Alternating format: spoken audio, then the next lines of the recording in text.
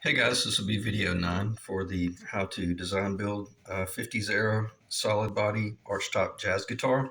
And with this video, I'm going to be focusing solely on the truss rod and your options by which you would install that. And I'm going to do a little bit of real-time work in the latter half of the video.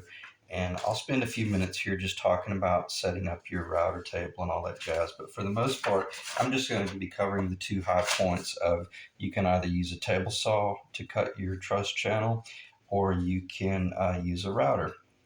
And there's ways you could use a table saw to do a bowed bottom channel even, and Dan Erlewine has an incredible video on how to do that. So if you're curious, if you really want to do a traditional single rod truss rod, but you don't have a router, you can do it on a table saw, but you're going to have to design a jig. So go to StewMac.com and check out Dan Erlewine's video on how to do it. And that may be how to cut a bowed channel truss rod on a table saw. Now that video may be on YouTube as well, but I'm going to stop talking about that because I like the idea of using this truss rod here. I've used this on every guitar I've ever built. Not this exact design. This design is fairly modern. I think it's about several years old, but for the most part, I've always used a double adjustable rod. And and and just from a functional standpoint, I'm going to do like just a very. I did a little bit more than a quarter of a turn, and you saw the transition that it took it into a back bow. Okay, let me go back to the center. Okay, that's pretty much straight. All right, I'm going to do a quarter turn, a little more than about 3/8 of a turn. Now you see it gave us forward relief, and see how beautiful it's not like it's breaking in the middle. It's a real soft bow. So that's all I will say about that. And let me get it straight. I got to make certain that I keep it perfectly straight. Okay. And you can feel when it loosens up ever so slightly, you'll know that it's in a point of equilibrium, but there's no slop at all. It's pretty cool. So a lot of times when I build a guitar, for a brief moment in time, sometimes I'll have the truss channel. It'll just be completely neutral.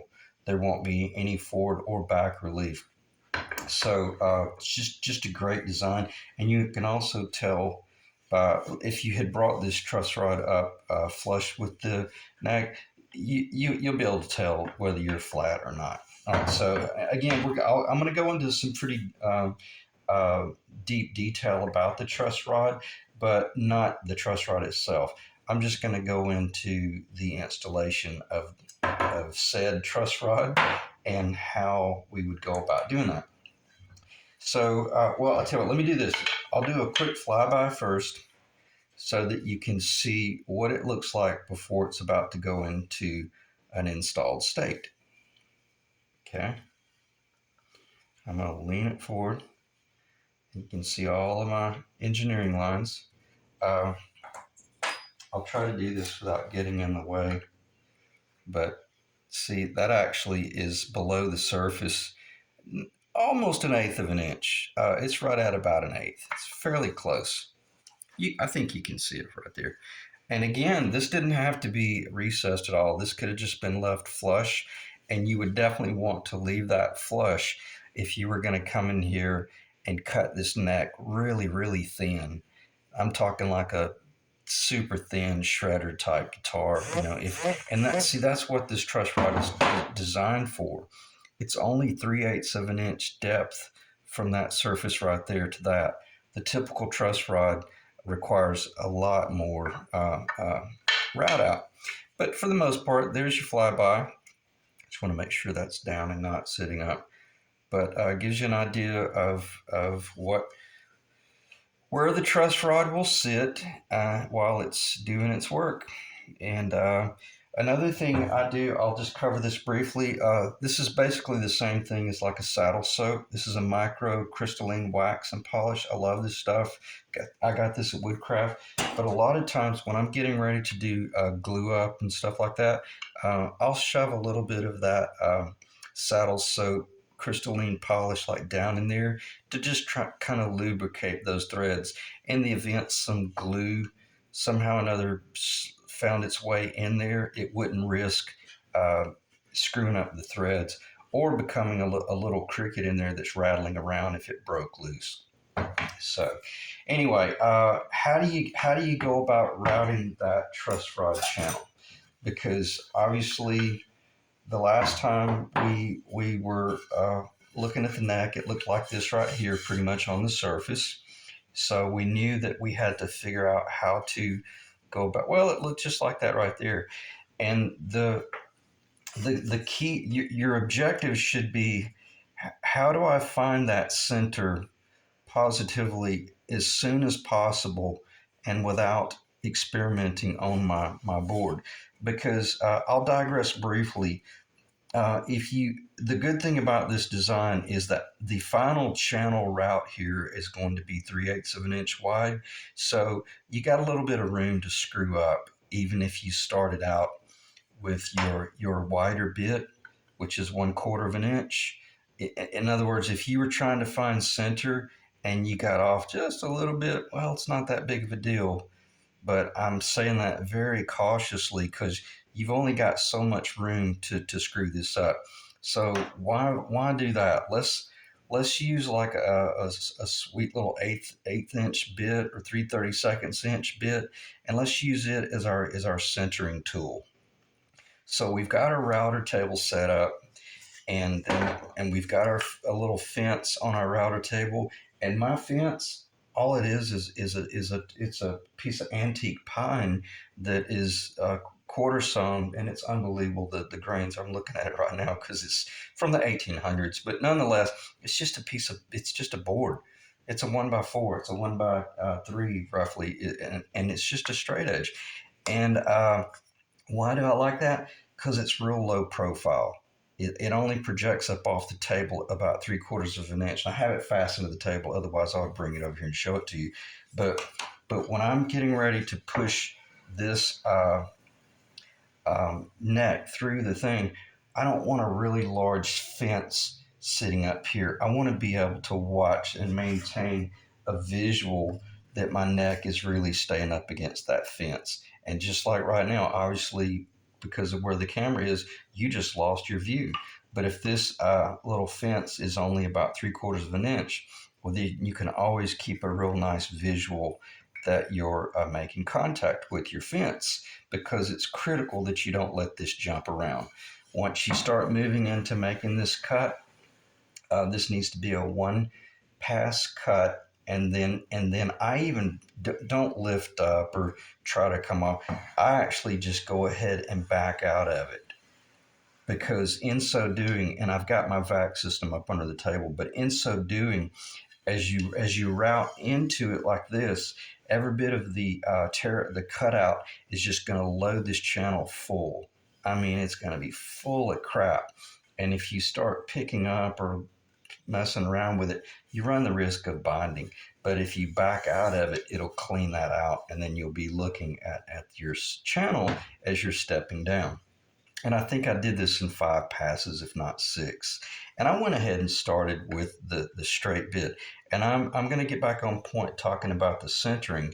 But nonetheless, I set up my table, my router table, with this little centering bit. And then I set my fence based on this being roughly, the 2 inches. And then I found the center, got close to it. And then I came up here and I just did a kiss cut, maybe about a half inch. In other words, I only went into it about a half inch, and then I backed out, flipped it over, and looked at it. Why? Because I wanted to see where this little 1/8 of an inch router bit was falling in relation to this edge of the maple here and this edge of the maple here. And the beautiful thing about this little bitty bit, uh, it did not lie. And it took me about 3 adjustments on the fence to find it. I was close enough the first time I could have just routed it, and I would have been off center roughly about a 64th of an inch. But I hate doing stuff like this. If we're gonna go this far, man, let's just go full blown NASA specs. And I wish you could see down in there. I'll try to make sure I don't get my head in between the camera. I'm bad about getting my head in between, especially when I wear my cap. I don't think you're going to be able to see it, but I'll just let me do a flyby this way.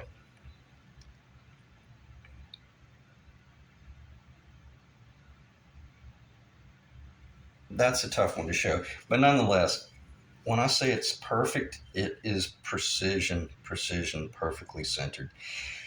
And the cool where I'm going with this is once you find that center once, that's it. You're never going to be moving that fence again. Okay, you're literally kick on the cruise control at that point because once I found the center of that point right there, uh, and why can I be so confident about that? Because I did such an incredible job making certain that I had all of these very S4S, as I say. Uh, if one of these had been weird or if something had been crazy, well, then that's no big deal. Just maybe straight line one of them and then work from that point, if that makes sense. But I like working with everything very true and very much identical to begin with.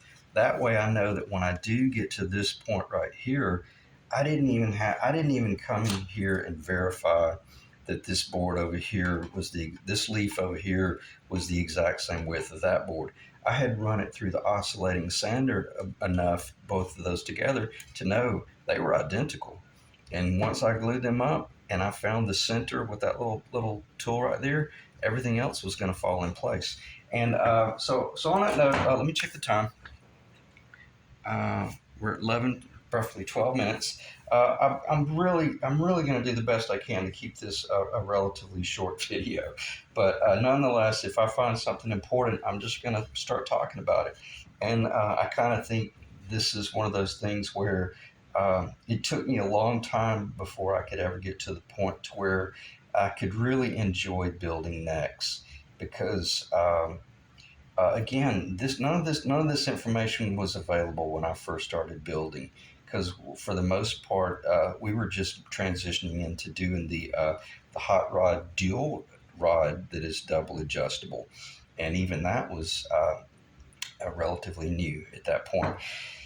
So anyway, I like this design. I think it's very clean. It's very precise. And as I've already done a flyby, I don't have to do that again. But when where I'm going, this is and you can obviously see how is a transition out at this end here, only because of the fact that it's bigger. It has more mass because it's connecting to the rod, and you just have to accommodate for that. But that doesn't mean that we should come in here with a 3/4 inch wide, route and just take out all of this mass, because in the event this guitar was ever dropped or ever took a catastrophic, blow of some sort, um, you'd be surprised that little bit of maple that we're leaving right here, and the additional mass that we're leaving down here, it could very well be the difference between not only it completely obviously not breaking, but it very well could be the difference between it even being affected. And I'm talking it could take a real hard fall and probably would not break. So, uh, anyway, I'm not going to start talking about what ifs, but nonetheless, I love this design. I've never seen anybody do this, but I'm sure there's guys out there doing that. It's one of those things where uh, no one could really say, well, that's my design. No, not really. All it is you are working around an item that someone else engineered and designed and put into production. And we know that, well, if I have a round bottom, am I going to use a square? I mean, oh, I can't even think tonight. A traditional routing bit, or am I going to use this right here. Well, I'm going to use the round. And I specifically bought that little bit. That's a 1/4 inch round nose, so that I know, as I mentioned, the little bottom of my channel is perfectly round, and there's no way that there could be any sort of twisting or kicking or popping once I get this. Let me get my hands on it over here. Once I get this maple fillet epoxied in, it's not ripped down to width yet, but once I get this maple epoxied in, and that little rod is buried down, she's not going anywhere. I mean, it's going to be a very, very nice little design. Again, I don't know that. Let me back up. I do know that most guys definitely that are building guitars are putting some sort of fillet, even if they're going with the old traditional rod. Well, you have to. But nonetheless, I'm not saying I'm the only one that's doing this fillet work. No one would leave that gap right there. So, but for the most part, as I mentioned, this rod, I'm going to just pull it up. This rod could have just as easily been put in perfectly flush, just like I did on the 80's custom Les Paul custom, because we were considering going with a fairly thin neck, and for my standards, or like 54 spec standards, and it ended up being basically 7/8 of an inch, but it would have been perfectly fine to have brought that up flush, even in this neck right here, even in the Les Paul that I'm preparing to build, or the replica that I'm preparing to build. It would be fine to do that, but I'm not going to do that. This is exactly how I will be doing this 50s era jazz guitar per Stuart McDonald's templates. All right, so what do you do next? You found the center, and then you start doing multiple passes with that bit right there, obviously, and you're just working your way down, and you're very cautiously coming in here, and you're this is your best friend. This is what, keep your eye on this, because you don't want to. This is one of those things that you can't. You can, but you don't want to correct that mistake if you went too deep. That'd be nightmarish. So anyway, you're just watching it, and you're verifying, this on top of, in other words, on top of the actual router table, and you're just verifying, and you're working your way to your target. And then once you start getting there, let me back up. Every time I made a pass, I set this thing in place. I wanted to see what it looks like, and let me just throw a little stick here in the bottom. The first pass I made, it just dropped in about like that. I was like, oh yeah, this is great. It's working out. I didn't need. It's not that I was surprised, but it also allowed me to start assessing things that that I don't have to keep a paper file, or what I used to call it. We called cut sheet data in the architectural millwork or architectural design build industry, where you're working by general specifications and cut sheet data. To hell with that. Just give me the truss rod and give me the neck, and I'll fit it. I'll fit as I'm going. I don't need any cut sheet data. I'm just looking at what's in front of me, and I'm working to my target. Is what I'm saying. So, and then what's nice is when you start really getting at this point here, then you can say, okay, well, I want to take this just a little bit deeper, and I did. I went about 1/8 inch deeper. Why? Because that clearance. I want to make certain that I'm. Well, I won't start talking about. Yeah, I guess I do need to go ahead and talk about this, because I may forget. And if I do forget, that would be pretty important. You've got to set your truss rod so that it finishes out below, your overlay, because you're going to be putting a truss rod cover there, and you don't want to have to come in there with a chisel and chisel out the back of the truss rod cover because you screwed up and you put this truss rod in, like this right here, and it's sticking out like a what. So we don't want that. All right, so the next thing I need to do is move on to. Keep in mind, we just finished out our 1/4 inch routes. I'm gonna get it off the table, kind of out of sight, out of mind over there, and then your fence is still in place. you change it out, you put the 3/8" bit in, and then you do the same thing, except this bit's going to come up a little bit higher because it has to step. It has to step down just a bit because there's more mass on the bottom and on the widths. And I need to reel myself back in because I don't want to spend 30 minutes just talking about things like that. But you need to understand that I had to go deep enough. Let me back up. I just want to make certain that you guys would be thinking along the same lines that I would be thinking. I don't want the bottom of this truss rod sitting on the maple. I wanted it to be floating out here, because if it's floating out here, that guarantees that I've got an excellent bed out here, because it just is. So it's floating ever so slightly, probably just enough to just barely get a piece of paper, to slide up under it. And anyway, I think you guys trust me. I don't want to tear that up, but you'd want to just make sure that it was floating a little bit, because we're going to come in with this little fillet that I made with the radius bottom, and that little fillet is going to go in like that right there. Okay, and all that'll get cut off and trimmed and leveled and flushed out and true. And guess what that'll do? That'll give your the nut something to truly rest on 100%. We don't want the well, I don't need. I'll just use this old one right here. We don't want the nut floating across any voids. Okay, we want solid space, and that's how we do it. Now, I can't guarantee that every luthier type repair guy out there is doing this much work, but nonetheless, I like it for two different reasons. I can get a screw through the. Let me grab hold of it here. And I'll show this later. I'll be able to get a center screw through the back point into wood.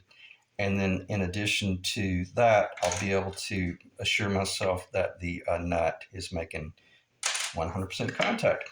So now that we're through with the 3/8 bit and we've worked our way to that point, it took me about an hour to do that, maybe a little bit more, primarily just because I was really enjoying it. This is a lot of fun.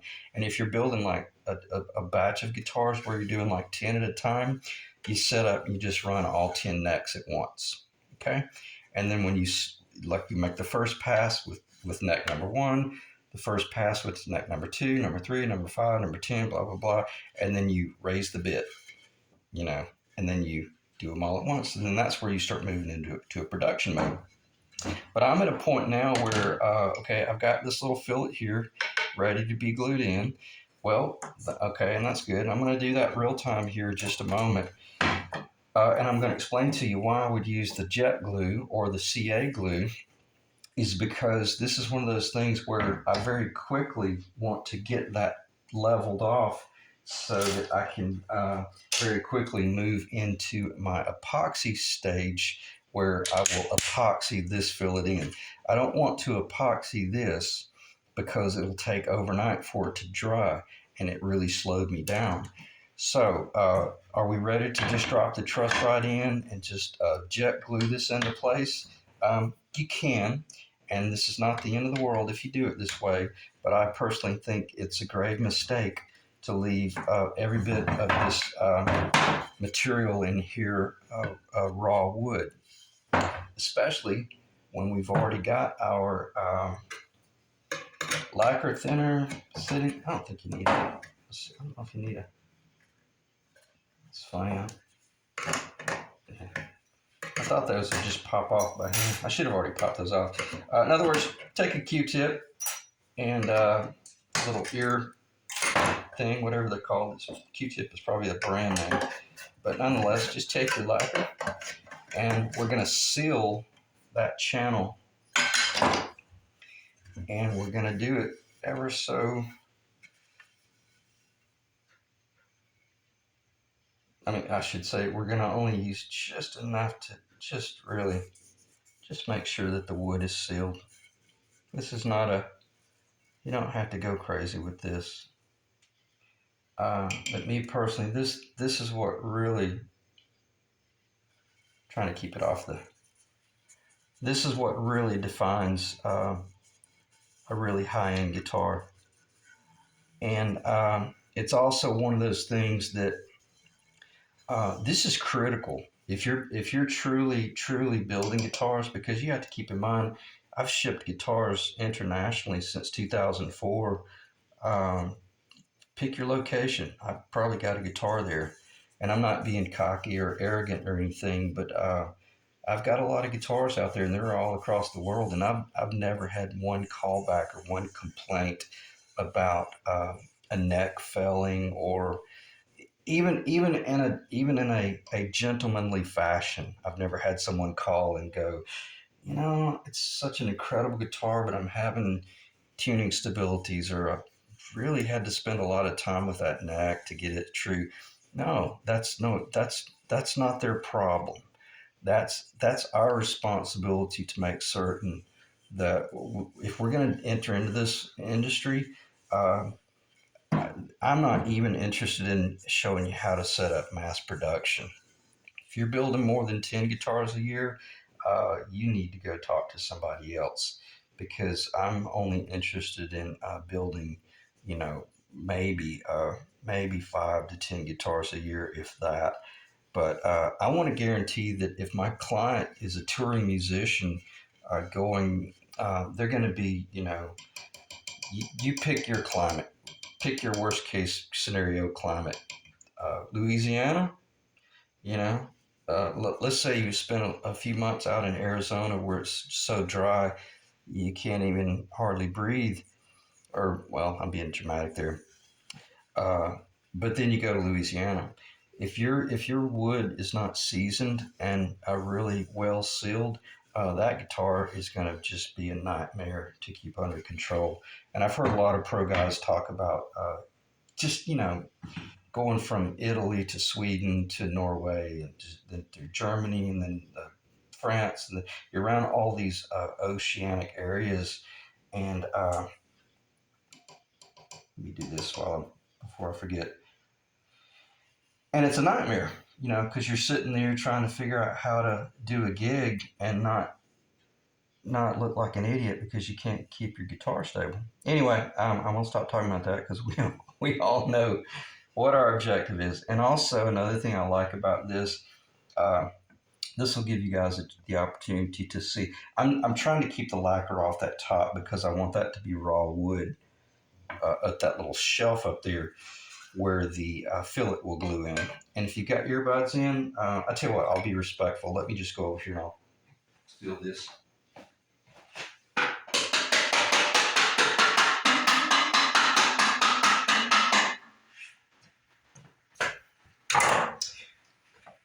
So I feel better about that.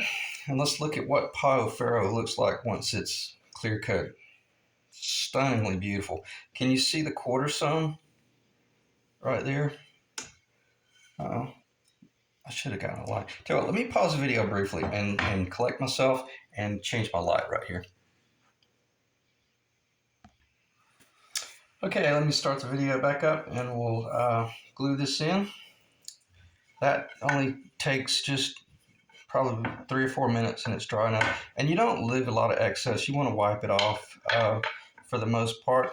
At this point, you've just checked your truss rod. You should have already verified that it worked really well and that there was no risk of it being potentially damaged, because that's a night I don't even want to visit that. But it basically just sits in place. But I don't give it the benefit of the doubt. I go ahead and this is a little undersized piece of material. It doesn't have to be anything special. But what I want to do is I want to make certain that truss rod is pushed all the way back. And I put a little bit of the saddle soap on the end of it down there, just to make certain that if a little bit of moisture got in there, it wouldn't be an issue. And when I say minimal force, this is just enough to assure that you don't do something weird and the truss rod get up. That just kind of assures that the truss rod stays buried into its little radius bottom. So what do I want to do now? I want to make sure, I tell you what, let me do this just to be safe, because I had a little bit of dust and debris there.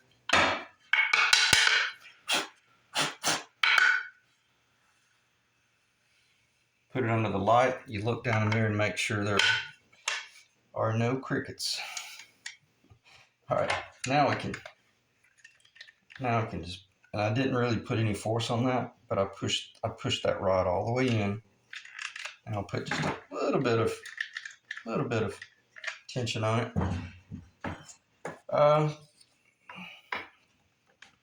The reason I did that is if you take this and you put this in and you put glue on that and you get overzealous and you start pressing down, well, because it's floating, it might run the risk of your truss rod cocking down, and then your truss rod goes into an immediate bow that is distorted way out of character. So this just assures that when you put this little fillet in, that you just put it in with real gentle force, and you're literally that's all you're doing.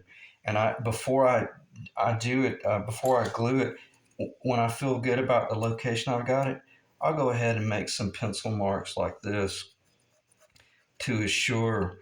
I better see those pencil marks when I start doing this glue work, is what I'm saying. So, and I've done this enough times to know that it should be fine. One thing I didn't do, I'm going to put just a little bit of glue on here. Oh, hold on, let me pause. This is clogged up. Okay, sorry about the delay there. Although for you it was just a second or two. But I realized, well, there's a few other little things I need to do. I went ahead and put just a little bit of saddle soap on top of that, because I don't want to glue that truss rod to anything just yet. But what I had failed to do, I had failed to seal this edge right here. So I just sealed it with a little bit of jet glue, and then I wiped it off, sealed the end, wiped it off. But all I'm about to do now is just put a little bit of jet glue on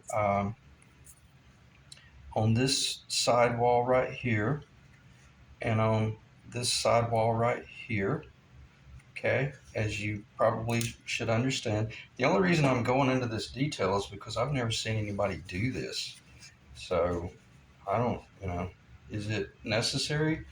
Probably not. Is it overkill? Probably.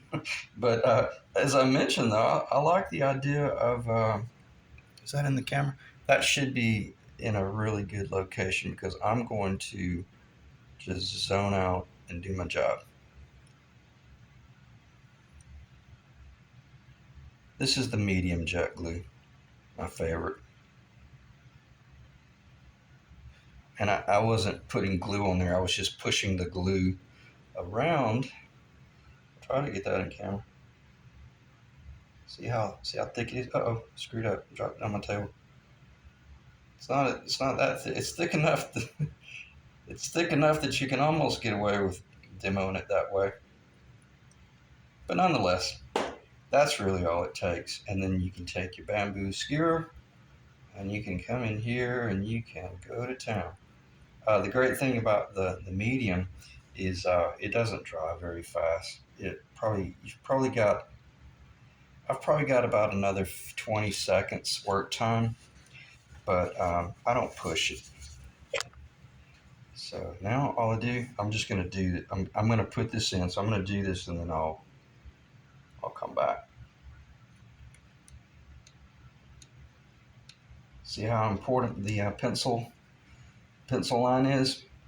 Even though if I felt like I could have gone farther, it's not important.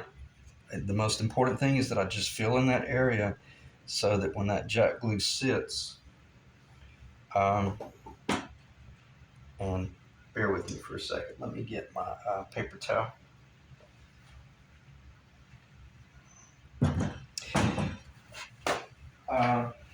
When that jet glue sits, in other words, it didn't need to be clamped or anything, but it'll be ready to cut loose within 10 minutes. But I'm not going to do that. I'm going to let it sit for about an hour just to be really, really safe. But now you see the importance of why I didn't want to let any of the nitrocellulose lacquer get up on the sidewall, because it might have interfered with the bond of raw wood to raw wood. But I did want to seal anything. So I don't know if you can see up in there. I'll see if I can. I don't think we'll get there. I'll show that sometime. But nonetheless, that's your objective. The reason I wanted to do this with the CA glue is so that if I'm in production mode, as I mentioned earlier, I don't want to do this with epoxy, because I'll be looking around the shop trying to figure out, well, what can I do now? I don't want to clean the shop. It's clean enough. I want to keep working on this neck, because the next thing I want to do is I want to go over to my table saw, and I want to start cleaning up my fillet for the top of the truss rod. All right, so is it dry yet? I'm not going to pull on that because I probably could break it loose, but I say that to say this. It's dry enough I could start sawing on it right now. And what I'm going to do, I'm not going to saw on it. I'm sorry, I should have already taken that. Oh, sorry about that. Should have already taken that off. And you can just do a run through, a flyby. We didn't raise. And see, the cool thing is this truss rod. I could come in here. Keep hitting that light. I could probably come in here after this is all. Well, I know I can. After this is dry, I could come in here with a little flathead screwdriver, and I can move that truss rod if I wanted to.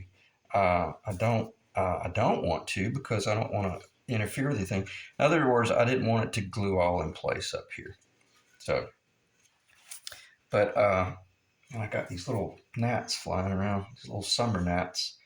So how would I proceed next? Just with your little Japanese flush cut saw, you just lay it on the surface here, and you start working your way to your target. I'm not going to do this because this right here, this is bird's eye maple from the Les Paul custom neck that I built. This stuff is like rock, and well, they call it rock.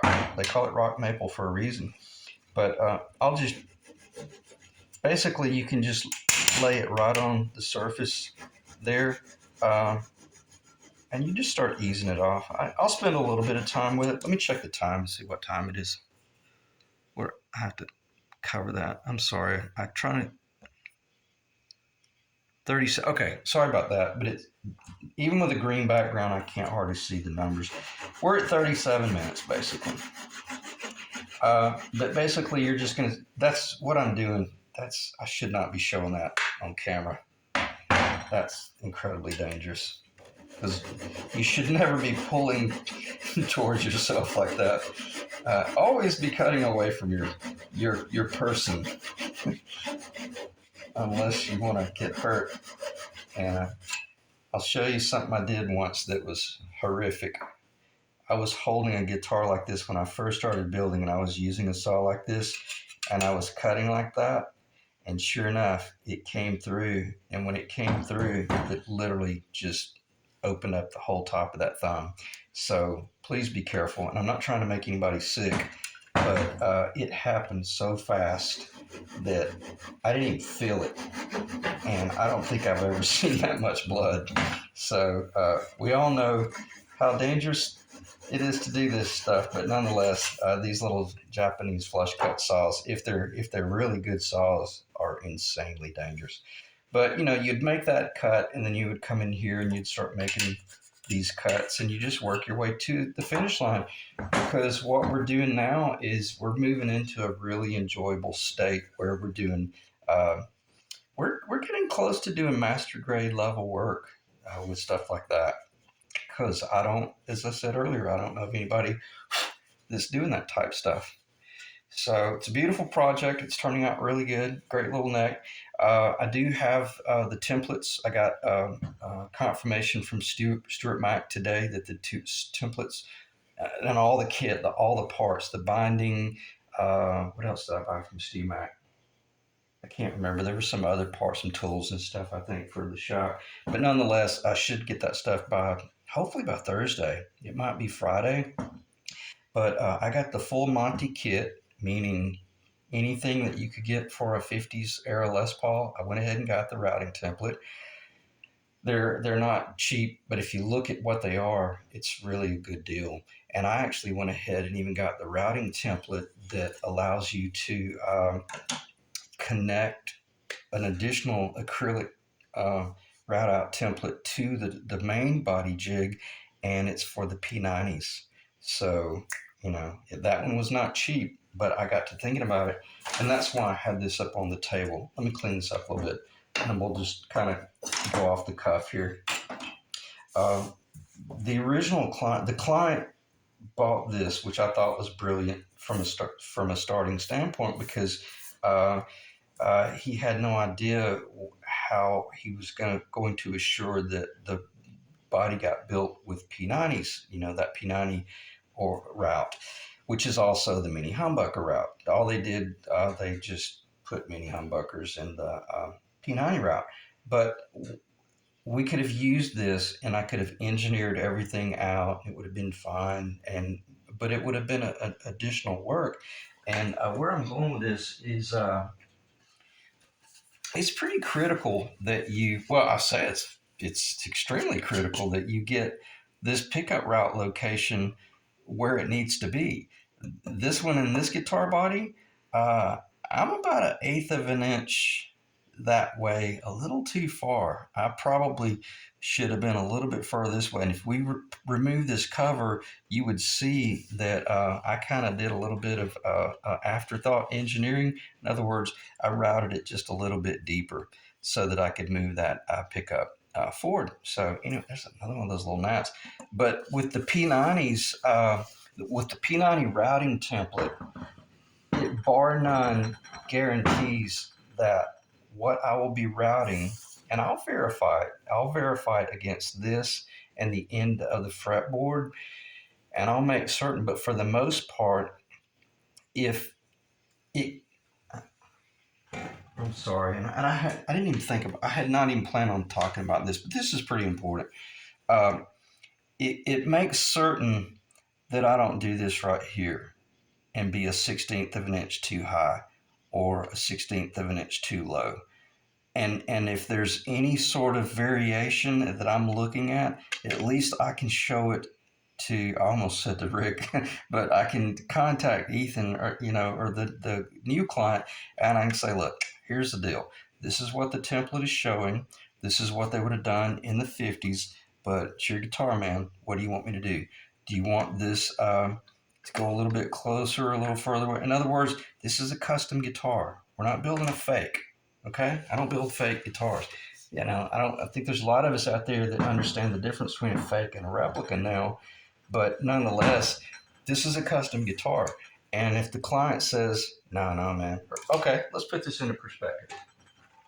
If I'm the client and I say, I don't give a you know what about the 50s, I want a 24 fret 59 replica that from a distance, from a flyby, nobody would ever know that it's a 24 fret and that neck pickup is 3/8 of an inch lower because I did all of this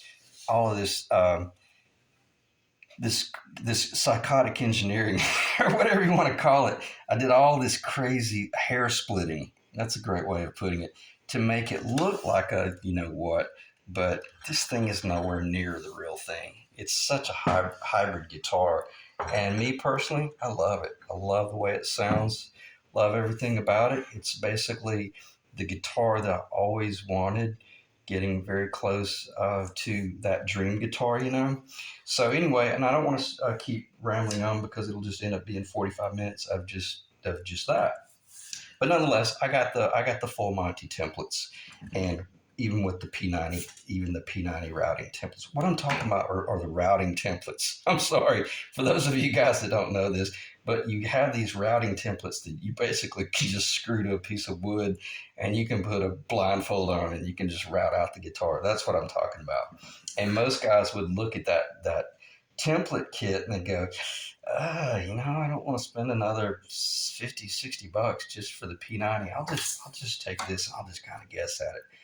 Well, yeah, but you might miss it by an eighth of an inch. And, again, that's what I'm talking about. We want to capture historical from a complementary standpoint as much as we can, but we also want to build our custom guitar and it function well and us be happy.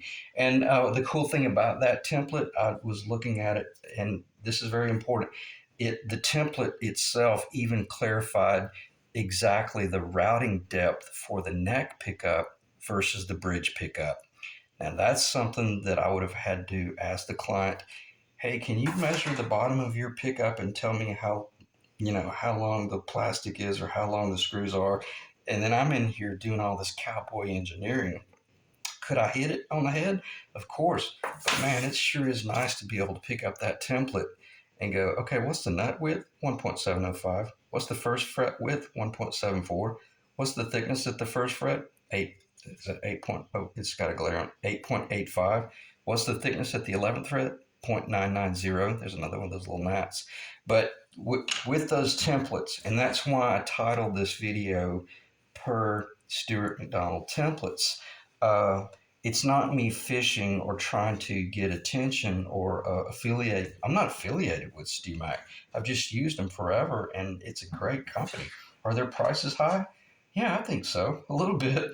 But, I've learned more about guitar building by just ordering stuff from them and realizing that, wow, I would have had to have gone to luthier school to have, you know, known that. But by buying that kit, it tells me exactly where to put that P90 template is what I'm saying. All right, I'm rambling now, so I need to just stop talking. Next video will be I'll probably the reason I wanted to get that in is because I want to start doing all this serious machine work, and that's not something I will be doing on video because I got to tell you, even though I've done hundreds of necks, I don't want, well, not that many, but well, yeah, actually, probably, well, neither here nor there. That's not something I want to do on camera because it's stressful enough holding on to a router. I don't even have the bit, running 25,000 RPMs, and you're turning a bit that big right there, and you're doing it freehand. I don't know. I don't think I've ever seen Paul Reed Smith do that. So we'll leave it at that. All right. Thanks, guys, for staying in the ring. And until the next video, I will probably have it pretty presentable the next time you do a video. We should have the ears glued on, and it'll start looking a lot more like you know what. All right. Thanks.